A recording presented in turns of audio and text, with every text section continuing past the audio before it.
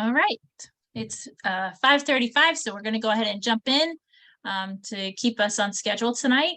Good evening. Thank you for joining us for the FreedomDoc webinar series. I'm your host, Susan Bavasoto, the client advocate here at Freedom HealthWorks. A little bit about me. I worked with Dr. Brian Forrest to launch the first DPC practice in the country in 2001. I helped him expand his network of DPC practices to about 500. I joined Freedom HealthWorks in 2019 due to COVID and my kids being sent home. So I'm glad to be here with Freedom HealthWorks. They're doing great things in the DPC space. I wanted to help continue to push this movement forward across the country for providers and physicians that were struggling with burnout and wanted to make a difference in their patients' lives and in their own life. So, this type of practice is the way of the future for healthcare as a whole, as well as for providers. I've sat on different medical boards, had leadership roles, and enjoyed sharing my knowledge and experiences in the 20 years plus that I've been doing this. So I'm excited to be here with you guys tonight and growing this model. And I'd like to welcome our guest, Dr. Mailk. He's the founder of Blue Spruce Health and List Medical.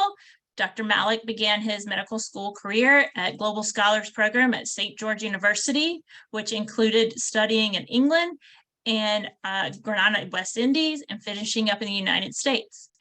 During this time, he focused on global and public health. He graduated from Case Western Reserve Medical Center in Cleveland, Ohio in 2014 and began his family medicine career at that time. He's been on executive medical committees for 4 years. He's also 2 years on medical board staff president. He started his first practice, his aesthetic practice, Lift Medical, in 2017, and he started his DPC practice, Blue Spruce, in Newport, Vermont, in 2021. So thank you for being here tonight, Dr. Mailk. We're glad to have you. Thanks for having me. Sure. And I just have to add, disclaimers. We have all those kind of things. Dr. Mailk is volunteering his time to share his journey with us. He opened one of the most successful DPC practices in the country. He's not being compensated here tonight by Freedom HealthWorks or anyone else on this call. So welcome. Let's jump right in. Thank you, Susan. You're so welcome. All right. Can you tell us a little bit about your journey to get to DPC and what made you to decide to open a DPC practice? Yeah, I guess it's going to sound a little cliched, but the pandemic really kind of forced everybody to take a good introspective look at their lives. And it's pretty much the same for me. I was familiar with DPC prior to all this for maybe a couple years. I'd heard about it. It was maybe a little bit of a fantasy in my mind. It was always something that was sort of not real and unattainable. And then when the pandemic hit, there was some more time. Obviously, when working, there was a lot of work. And then there was actually a period where in my primary care practice, things got shut down a little bit. There was time at home. And it allowed me to do a lot of thinking, a lot of research. And it was one of the first times I started to really consider DPC as a reality. So that was probably around 2020. And it took me, I think, probably about 6 months of solid deliberation before I came around to the idea of saying, I think I want to give it a shot. And then it was probably around the spring of last year where I said, well, I'm going to do this, but how am I going to do this? And I'd done quite a bit of homework by that point. And so then the second question, the big question was, start a DPC or not? And then the second question was, do I go it on my own or do I get help? And that's kind of where Freedom came into my life. It was probably sometime around March. I deliberated for probably a month or two before I signed on. June is kind of where we sort of made things official and started. By September, I had my practice opening its doors. So it was about 3 months of solid work of getting prep done. And then being ready to open. And then September of 2021 was when we opened our doors. So we're roughly about a year out now. Yeah, that's great. I just wanted to go over some takeaways for tonight, just so kind of give people an idea of what they're going to learn on this webinar. Kind of understanding the best use of your time, making the best financial decision for yourself as well as your business practice, and also opportunity costs of having a team approach versus doing everything on your own.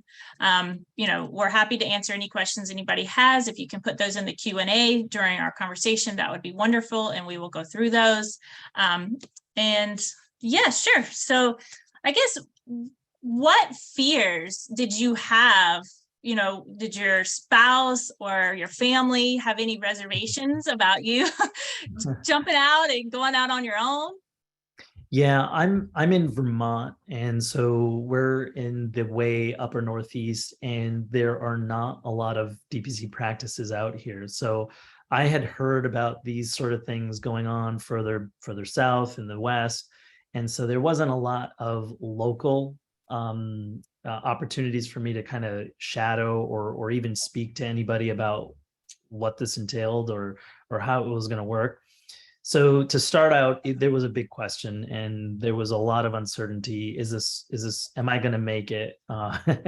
My wife certainly had her fears too, and we had to do a really good budgeting. We had to look at our budget, and we had to say, if we made nothing for the next year, could we make it? How would we make it? And so there was a lot of financial back and forth. That was a very scary experience. Made all the more scary by the idea of, how much do you pour into a business to get it up off the ground? And then there was a lot of self-doubt as like, can I do this? I don't have any education in business prior to doing this. Most doctors are medically trained, and maybe that's the only thing they've studied.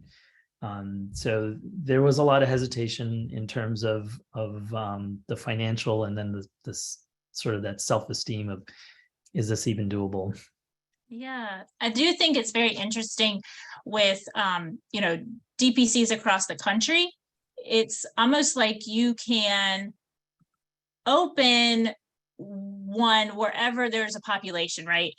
Everybody of a community needs a physician. They need a physician to be able to reach out to when they need a doc or need a provider or they have a medical issue.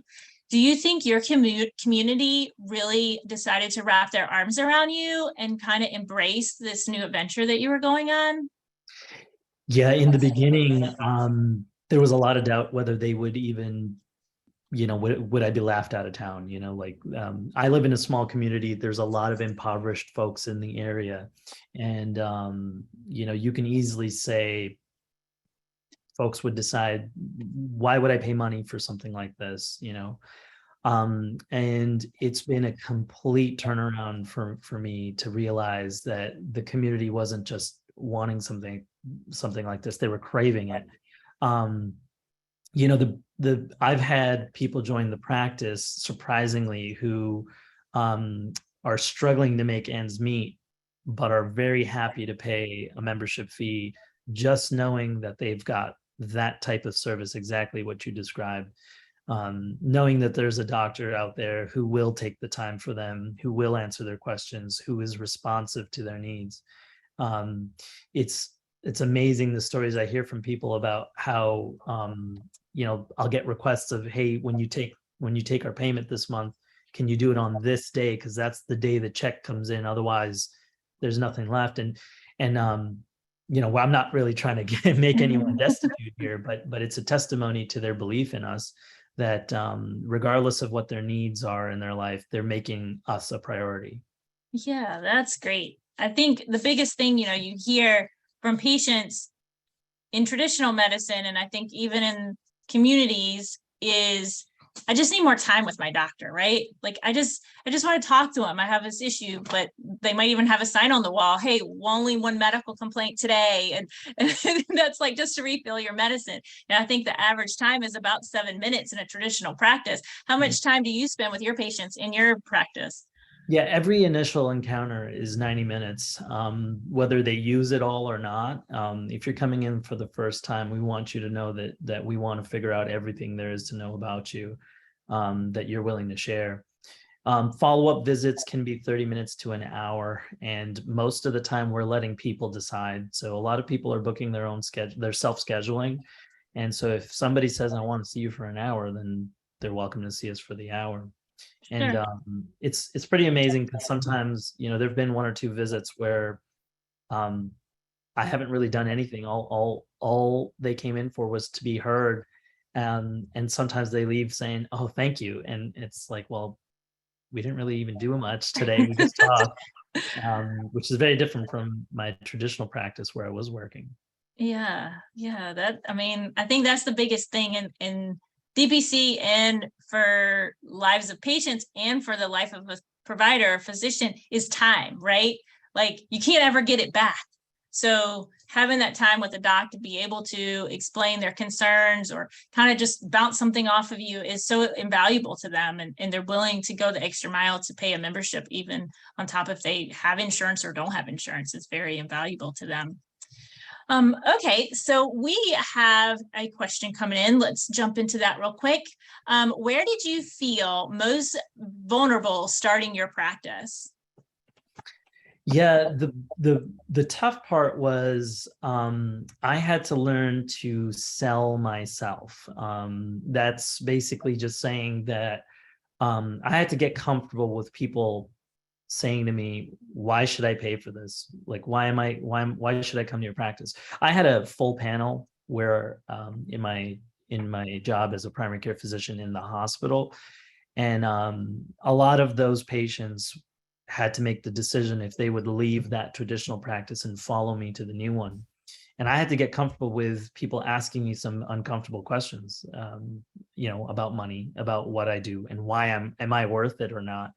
Um, so I had to get pretty good at that and get comfortable with that. And it's not easy when your whole career has been in medicine and now you're in a little bit of sales. Um, but I guess the easiest part of it was I don't really see it as sales. It was mostly just speaking truth, telling people this is what DPC is. And oftentimes just it speaks for itself, telling people about the access, the time spent with them, the fact that I don't work for any other entity or organization, I work for them. That really resonated with people, I don't take money from any other organization. I take it just from the patient, which makes me beholden to the patient. Yeah, that's a big, I think, big thing for patients to know that you don't have like the little insurance person like sitting on your shoulder, like looking over, making sure you've checked all your boxes and done all your things that you're supposed to do, that you do have the time to sit with them and to listen to them and be genuine, right? I mean, that's what they really want you to do, is just listen. So, what would you think would be your best strategy for being in the community, running into maybe a former patient at your old practice to say, hey, I have a new patient or I have a new practice. I'd love for you to come check it out. How would you approach that patient? What would you say to them? Yeah, I think it's a very easy proposition. I believe it in my heart. So that's number one. I have to believe it. And in order for me to believe it, I have to represent those values, right? So oftentimes I found myself saying to people that if you see value in what I do, you'll pay for it. If you don't see any value in it, then I don't want you to sign up. It's not good for you. It's not going to work for you. And I always made that sort of emphasis on value.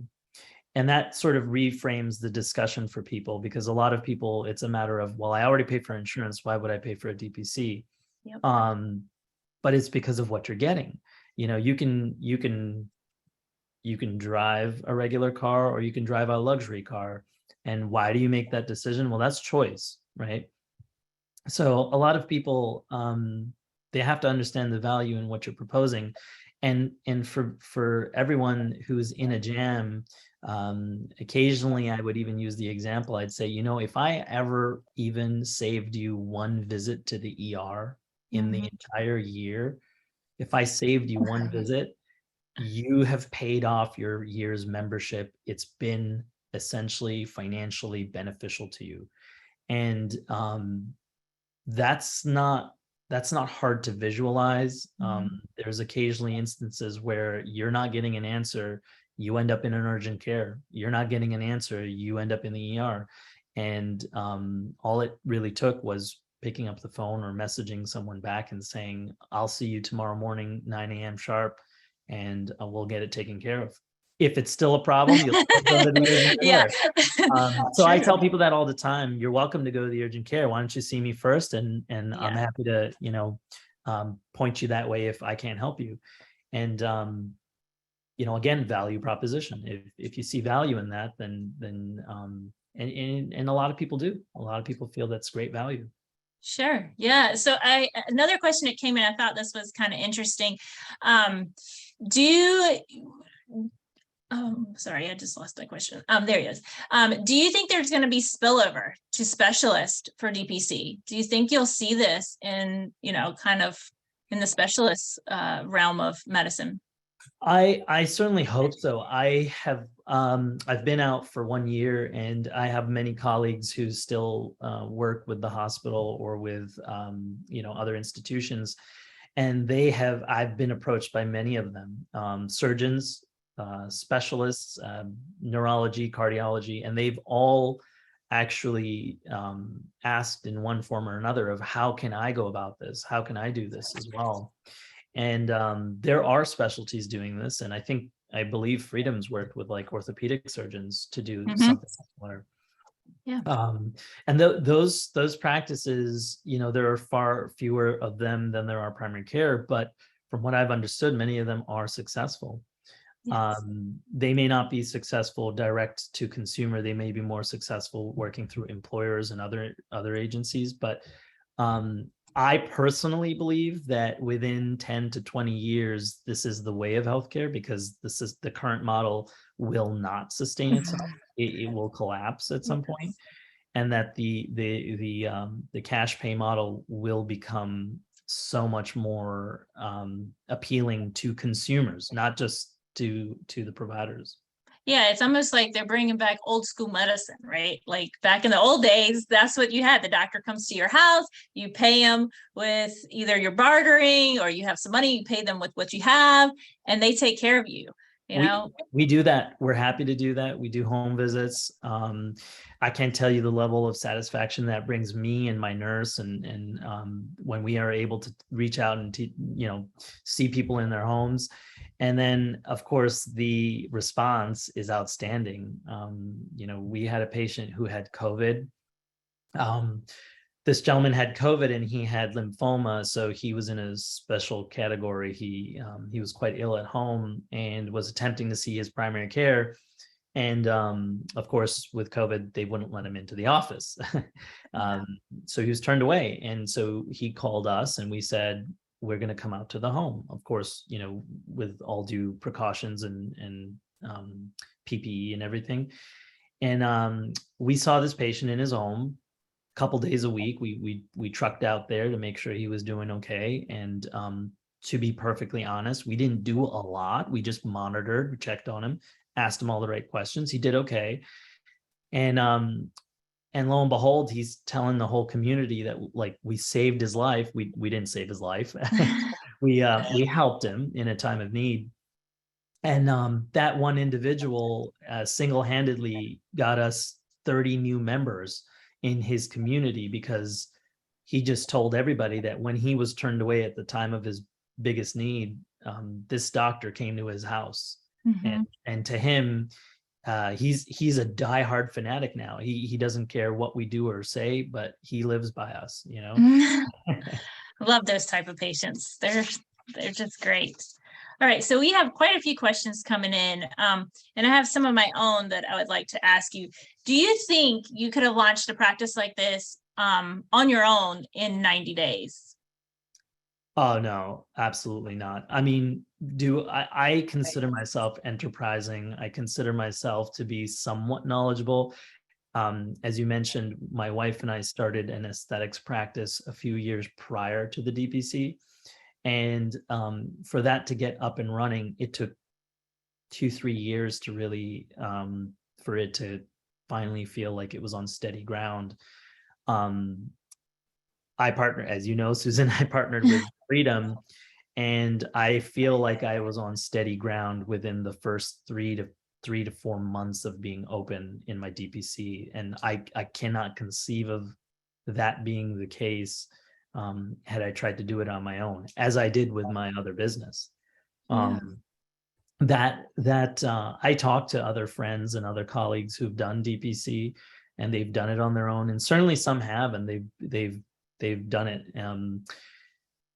Usually their stories track over a year or 2 years, and that's fine. That's great for them, that they did it and they had a comfortable way of doing it.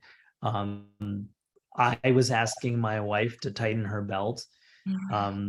Going out on a limb here, I was not okay with telling her that 2 years we're going to be, Oh, yeah. figuring it out until we could finally make ends meet. So I'm not shy to share some of the financials. We started our practice September 1st. I'll just, Share. Yeah. yeah, Share. People want to hear. I think they want to hear your story. So yeah, definitely. If you're comfortable sharing, by all means, share.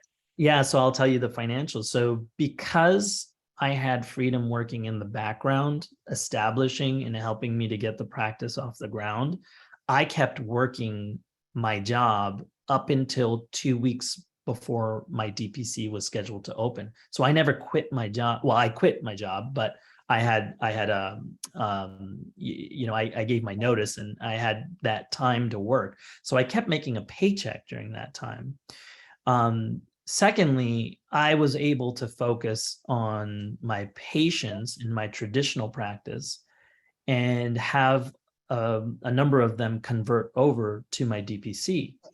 So roughly, I don't remember the exact numbers, but I had roughly 100 patients signed up by September 1st, which was the opening day of my practice, which means that on day one that my practice opened, I had $100,000 roughly flow into my bank account. I could never have conceived of that. Mhm. That not only paid off most of my opening expenses, but I had enough to tell my wife, hey, we're eating this week. We're not going to go hungry. That growth couldn't have been done if I was doing every little thing. I could have done it. It would have taken a while. But on day one, I had 100 patients. And by month 3, we had doubled that. And, we're 1 year out now, and we have 558 patients. So you can do your math, but it's roughly a little less, but it's roughly $1,000 a patient. So you can see where I'm at. In 1 year, if I went it on my own, I could have been there maybe, but 2 years, 3 years down the road, maybe, I don't know. So I think people can do it on their own. Certainly there's people out there that are much more enterprising than me. They have the business background. I don't have any legal know-how. So Freedom took care of that for me. I don't have as much of the business background. I think I have some sense. Accounting, bookkeeping, marketing, that's not me. I went to school for medicine. So I got to offload that on someone else. Yeah, that's great. So how much money, this is one of the questions, how much money do you need to start something like this? What ways were you able to finance something like this? Did you use a traditional bank loan? I didn't. We were lucky enough that my wife and I had worked pretty hard to make sure that we were roughly at close to zero debt when we first decided to make the move. I mean, that was a deciding factor when I said I want to start a DPC, is that we were in a place in our lives where we were saying, we've kind of eliminated any dependence on anybody. That's not true for everybody, so I get that. But regardless, it took about $30,000 to pay Freedom to be a part of it, and they were gracious enough to do a monthly payment.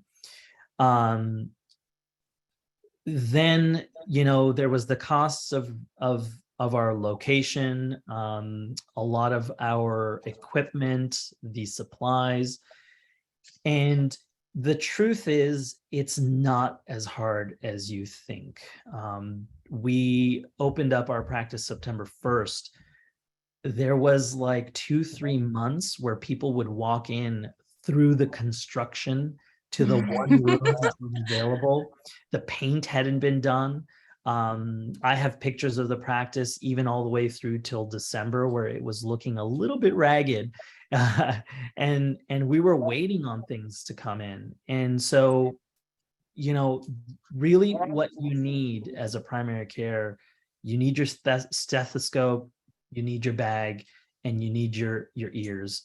And so you could see a patient in a closet if you had to.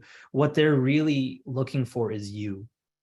They don't need fancy artwork on the walls. They don't want a chandelier in the waiting room. Heck, you don't need a waiting room. So we sometimes a lot of physicians are blinded by the cost of healthcare because they've worked in costly healthcare. This is not costly healthcare. This is really basic. You can do it with very little. Yeah. I think that's the biggest thing, right? For patients, they don't need all the bells and whistles. They just need a really good doctor to take really good care of them, right? That's kind of, at the end of the day, that's what they're looking for. They don't realize it yet until they get there, and then they get there and they're like, wow, this is what it should feel like. I remember apologizing to a patient in January because there was no sofas in the waiting room. And I said, it's the pandemic. I placed my order. It hasn't come in yet. I don't know what's going on. And we didn't buy our sofas until the chairs, waiting room chairs, until well past that, because the funds were coming in. And people were understanding. They're like, look, we get it. And I pulled out a little rinky dink chair to put, here, have a seat. I'll be right with you. And they care that you care. They don't care that it's that's not what they're paying for. And I used to tell people that. I said, look, any expense I'm putting into this, it's taking away from you, and I'm putting my expenses to you. And this is, so people who are afraid about the upfront costs, just know that that's not what they're buying, Sure. Let's turn back around to a little bit about your small town and talk about, a lot of people have questions about your demographic, right? Do you have a pretty heavily insured population there in Newport, Vermont, or is it more Medicaid? There's all kinds of, misnomers or stories that if you have Medicare, you're not going to come to a DPC. If you got traditional practice, why do you come? So can you talk about your experience with that a little bit? Yeah, I looked at these numbers maybe a month ago. Our biggest chunk are Medicare, followed by commercially insured, followed by Medicaid, and also in the same bucket is uninsured, or even undocumented workers in the area, So again, my premise was we are in a rural small town in Vermont. There's a lot of people here who cannot afford insurance. They work labor intensive jobs, and or their employers aren't quite at that place to offer healthcare. So I thought when I started out, that's my demographic. I'm going to be aiming for them, and that's what I'm going to be doing. Shocked to find out that Medicaid wants this just as bad, and if not more. A lot of them feel marginalized. A lot of them feel written off. They don't get the time of day from some of the docs or the healthcare system they're part of. Medicare, or the 65 and older, they want the convenience. Hey, I'm sick today. I don't want an appointment 2 weeks from now. I want to call my doctor and get a response today or tomorrow. Commercially insured, well, they're the easiest because they have high deductibles. And if they paid $1,000 for a year's membership, we're not, their deductibles $5,000, maybe 10 for a family. for them, it's a no-brainer. They're making money in the end. Yeah. So, there's this belief that people with insurance wouldn't sign in, Medicare, Medicaid wouldn't sign in. Surprisingly, they see value in what they're getting. Yeah, I would have to agree with that. My old practice, it was a lot like that. We had a small population of uninsured. We had, I would say, a middle-sized population of traditional insured, school teachers, blue-collar workers, things like that. And then another small population of Medicare. And it was really interesting when you looked at the demographics of who chose to spend their money and why. And they just couldn't get the value of what we offered with, and you probably do this as well, as dispensing out of your practice. So you're saving them on, medicines coming out of their practice. You're saving them with time with their docs when they're sick or need something. I mean, it's just invaluable.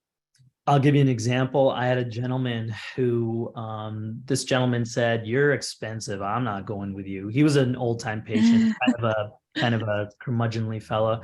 And he's like, "Well, no, it's not worth it. I'm not going to spend the dollars." His daughter was a nurse in my old practice. And so she came over and she said, "Listen, I don't want him seeing anyone else." And then, we sat and we got to talking a little bit about it because she gave me the time and we chatted. And she said, "Well, look at all these meds he's paying for." And I said, "Hold on a second.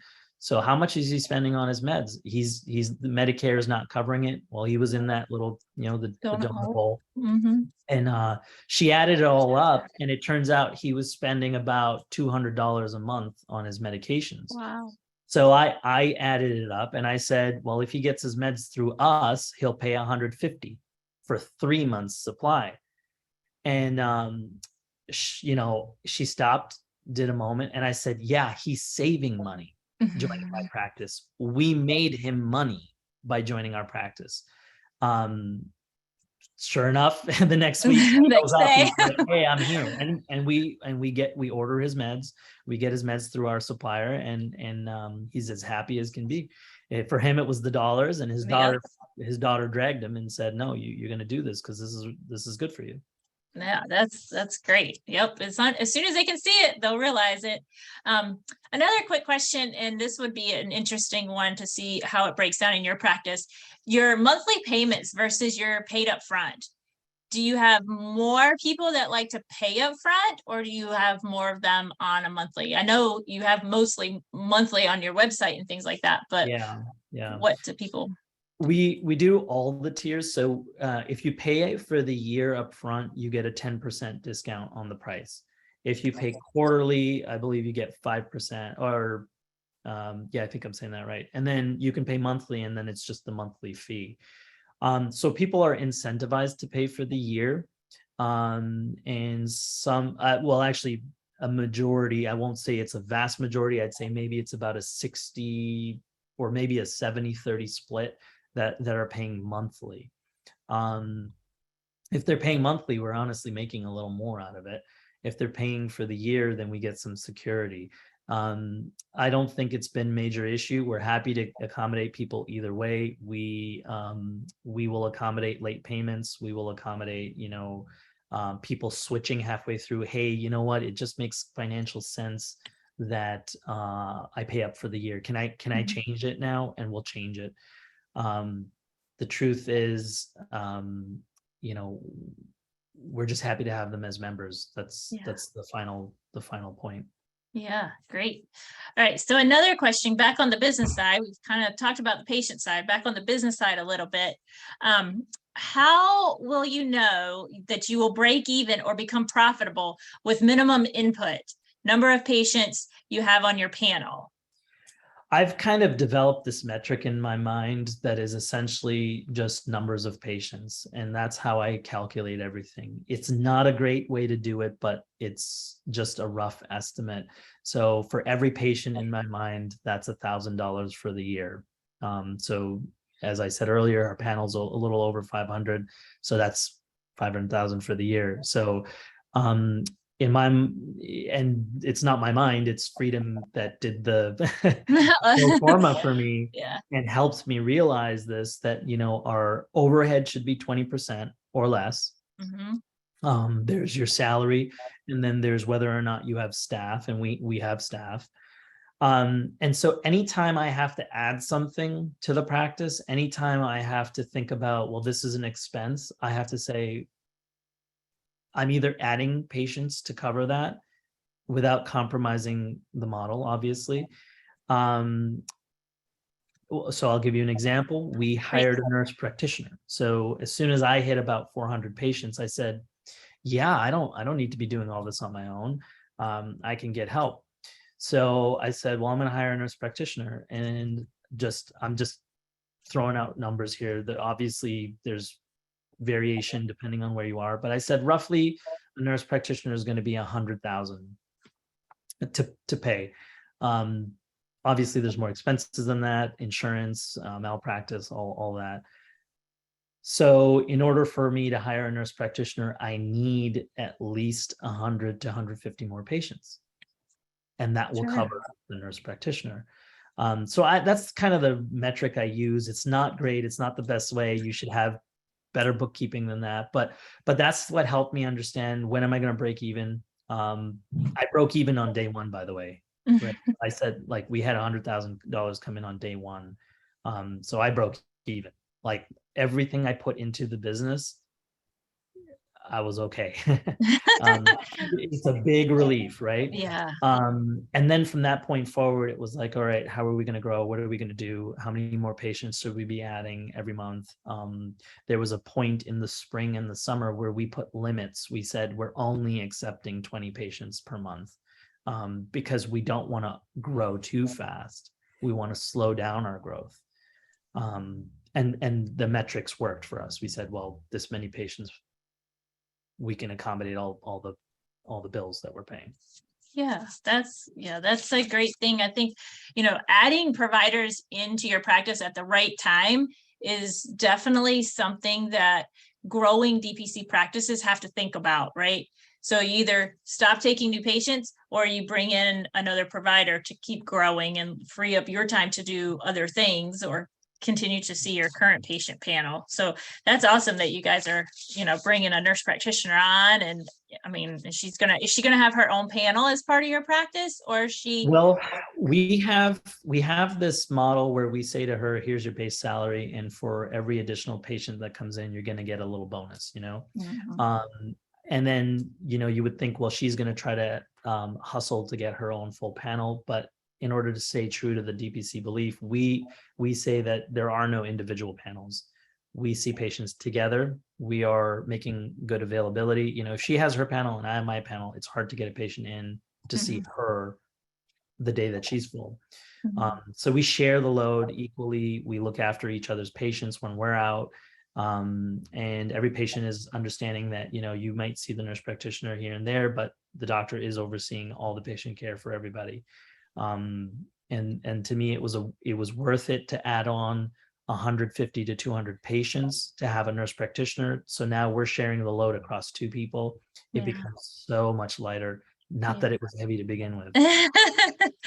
Um, so when you first opened, I'm trying to remember back, you didn't have any staff when you first started, right? Because when No, you did your house calls and things like that while your office was kind of no. getting ready, but you didn't have any clinical staff to begin with, right?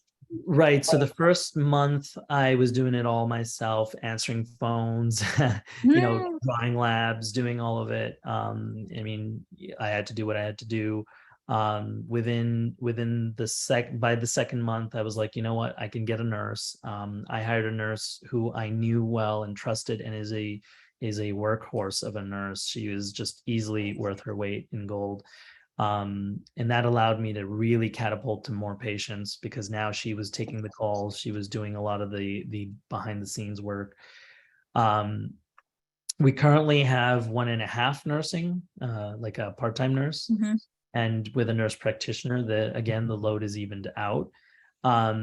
There was a point this summer, just to kind of put it into perspective, there was a point this summer where my nurse had a baby. She was out on maternity leave. So for a good 2 months, I was the only person there, again, answering all the calls, all the messages, seeing all the patients, doing the prior auths, drawing blood, everything. And I'm not going to say it was great. It was unpleasant.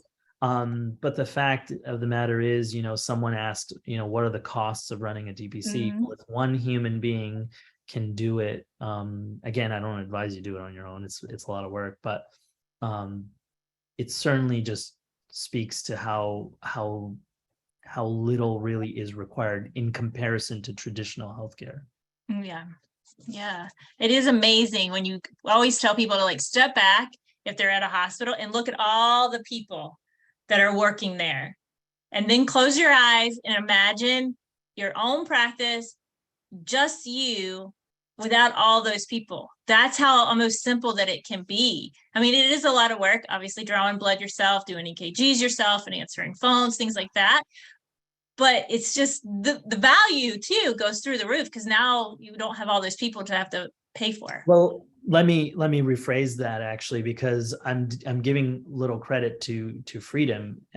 This whole time, Freedom was taking calls and onboarding and signing on patients for me.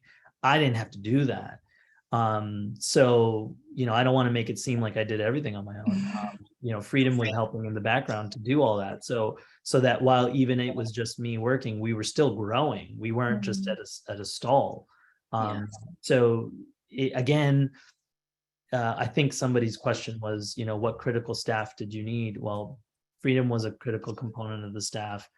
My nurse is a critical component. I say it's absolutely worth it to have a nurse, even if it's a pay cut for you, you're taking it out of your salary. It is a no-brainer to me. They just do so much work and make it so much easier for you. That's the staff that you absolutely should have. Yeah. Yeah, that's great. What would you tell another physician that came to you and said, Dr. Mailk, I've heard about this DPC thing. I'm not sure, should I do it? Should I not do it?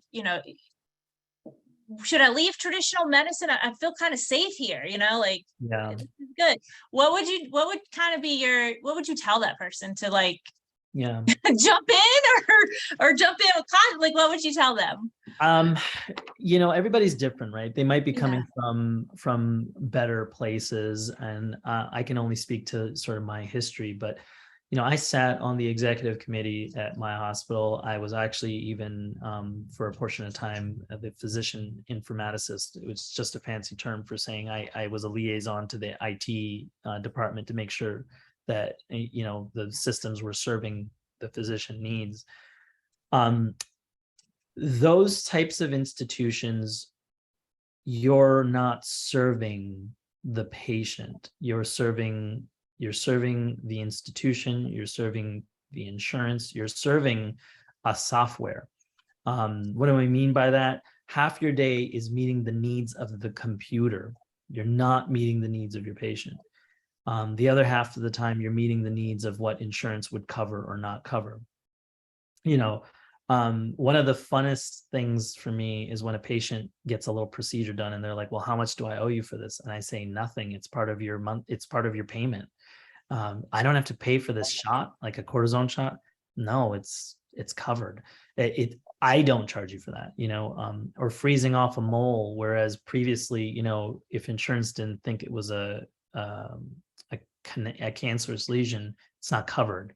It's cosmetic. Well, we're happy to take it off. You're the boss. I tell my patients that I don't take money from government. I don't take money from an administrator. I take money from the patient, which means I work for the patient. So when I tell other physicians, back to your original question, who are you working for? If you're happy working for the computer, then that's okay. If you're safe in that position, if you're working for an administrator and the administrator's goal is better RVUs, crank out a few more numbers, and not every institution's like that, but you might feel comfortable in a position like that. Well, then DPC is not for you. I work for my patient, and I have never felt better. And I can do it and still make money. The two are not mutually exclusive. I get so many more thanks. Let me actually point this out.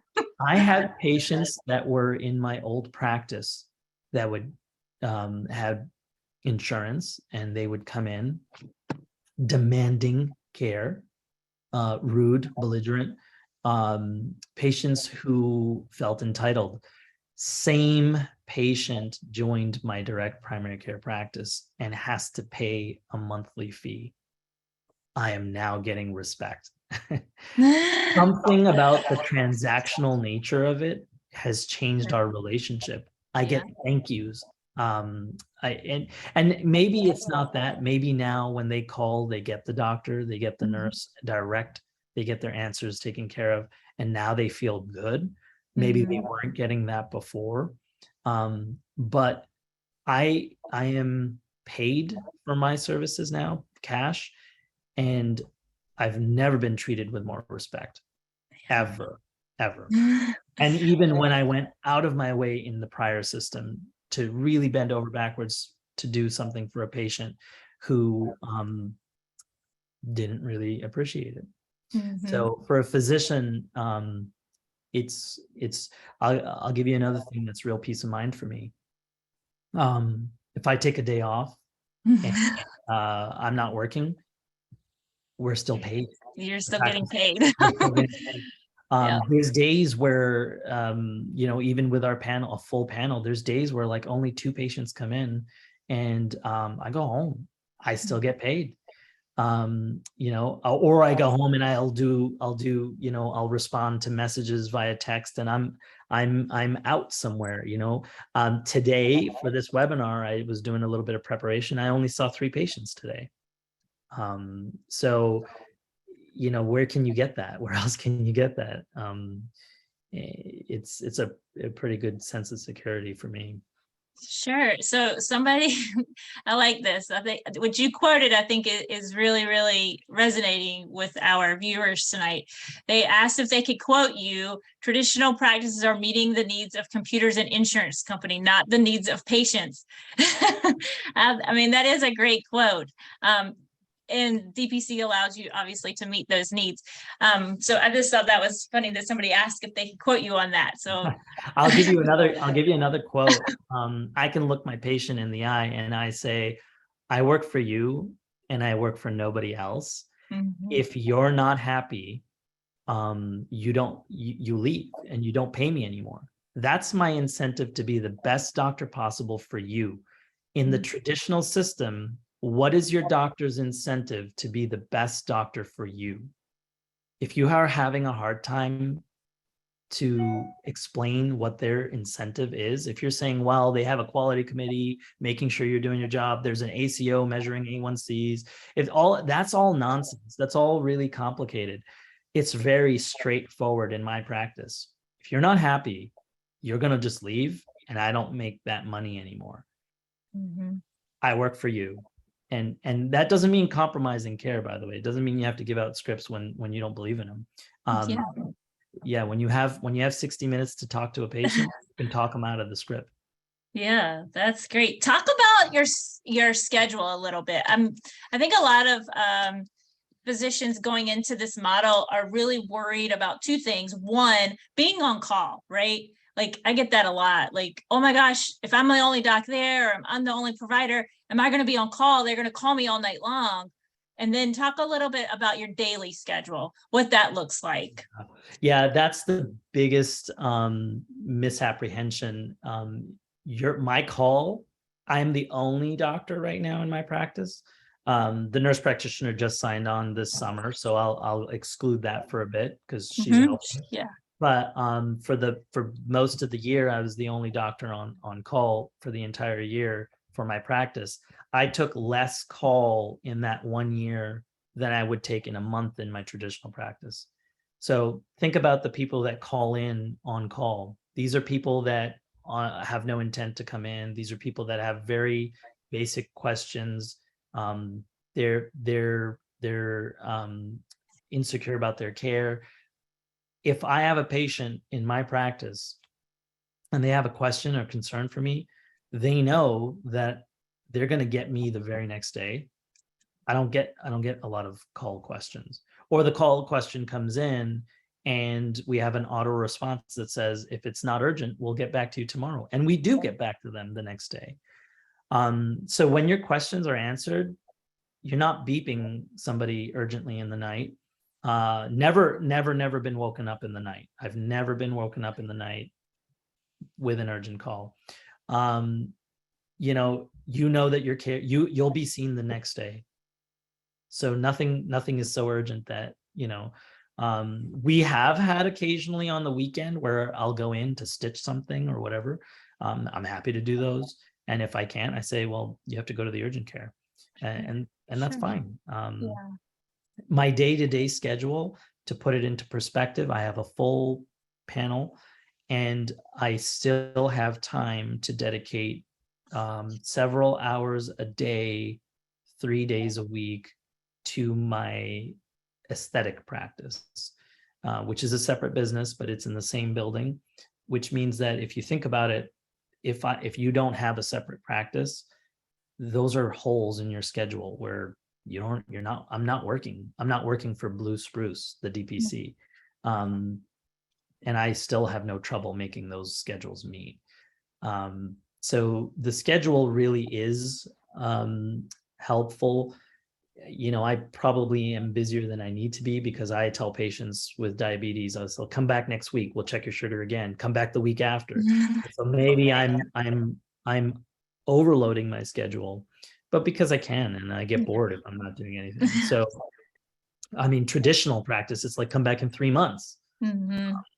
So if we took that approach, your schedule would be empty a lot of the time. I'm busy, and don't get me wrong, but nothing. I get home, my hours are till 4, so I usually get home on time.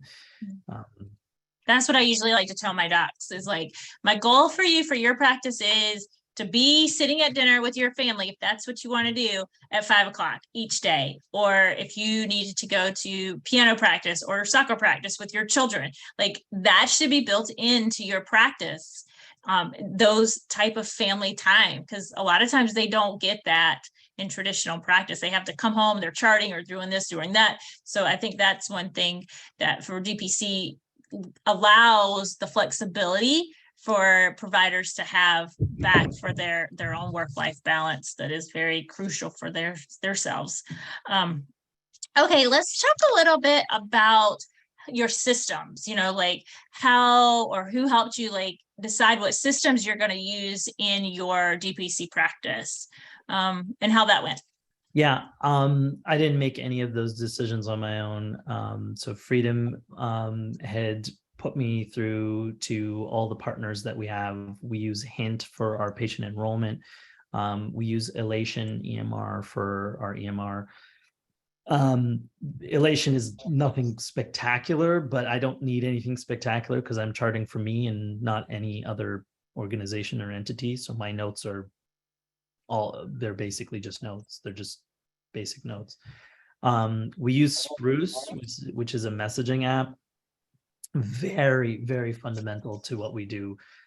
Patients don't have to phone us, they can text us. It's so much easier. My nurse can answer a text while on the phone. I can answer a text while I'm in some other, meeting or something. And so we're replying to messages. Spruce can even receive requests for refills. Refills get done. Patient never had to pick up, to call us, and the nurse didn't have to sit on the phone to take the call. I think that's most of our software needs. There's not really much else. The Spruce app is, I mean, we can't survive without it. It's like a phone tree system without having a phone tree, For sure. For sure.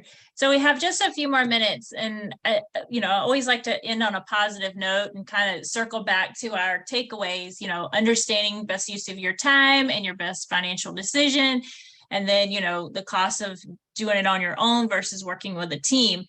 My question is, what was your aha moment that you felt like you made the right decision, one, to start a practice like this, and two, to get your journey to this point? Um, yeah, I had a lot of anxiety even when I signed on with Freedom. I said, geez, I just promised these guys how much money. Um, and I don't even know if my practice is going to make it, right? I had an aha moment even before my practice opened because I had enrollments. I had enrollments before I opened. They weren't being charged. They were going to be charged on the day we opened, but these people had signed up saying, we're ready to be a patient in your practice. And so on day one, September 1st, when we opened our doors, all this money rolls into the bank account. There was an aha moment of, wow, this could work. And if I can do everything I can to make these 100 happy, they're going to go tell another 100. Yeah. And then another aha moment happened maybe later, midway through, where we were gaining traction to a degree where I said, oh my gosh, can we keep up with this? Enough to a point where we are now, we hired a nurse practitioner to assist with our current practice, and we are currently hiring for an MD to set up a second location, which we feel is going to be far busier than the location we're in. We didn't even pick a great location. The town next to us is a far more populated and busier town. So by the way, if anyone wants to move to Vermont, we're hiring an MD for another DPC practice. So for me, the aha moments are now in retrospect, how did I miss that? How did I not realize that there's such a need in the community? And all it's amazing how many healthcare providers, physicians, nurses, mid-levels, even administrators have joined my practice, and they've left sort of, even though they work in the traditional system, they're happy to join our practice. And they all say, like, this is the way it should be. And yet they work in traditional medicine. It just seems so obvious now. Do you know what I mean? Yeah, definitely. I feel like it is once you get there, right? Like once you're there, your doors are open and patients are coming in and your business is thriving, you're like, yeah, this is great. This is perfect. And then I had one more question that came in, and I had an aha moment for you, Dr. Mailk. I just have to share this with our viewers. There was a day where I called you about something. I had a couple questions or something, and you said, yeah, I'm driving to New Jersey to go see my family. And it was one of those moments where we had lots of conversations back and forth with one another about the traditional system and how it was so hard for people to get away for vacations with their family. And here you were, you had just opened, you were probably a few months into your practice, you were driving to New Jersey to go see your extended family. And I was just wanting to like high five you through the phone and hats off, because I've just like, that was such a great moment for me, for you to be having the practice that you're having and being back with your family and doing what you love to do so much. So that brings me to this question. What do you do when you want to go on an extended vacation? How do you feel those patient calls? So I have a great nurse. When I go away for, let's say, a few days, I will be happy to take my phone and the Spruce app. So patients know that I can still message them back, even if it's one-liners. Patient burned their finger, I write back, hey, put some of this on there, put a Band-Aid, send me another picture in a few days. That's an encounter. It just happened. Patients feeling good. They got a message back from the doctor. So short vacations, I'll still take my phone and I'll still I know that's the neurotic MD in me where, I should leave work behind, but it's not that obtrusive to be able to do that. And then if I'm really, really taking a vacation, I have colleagues in the area where I say, do you mind, if we paid you just an amount here to cover for the week, and we let patients know. And so they say something along the lines of, look, Dr. Mailk's not here. I can try to attend to an emergency if you need one. Otherwise, do you mind waiting? A lot of people are fine waiting. A lot of people are okay. Think of it this way, right? Like traditional practice, I had previously a little upwards of 2,000 patients in my traditional practice.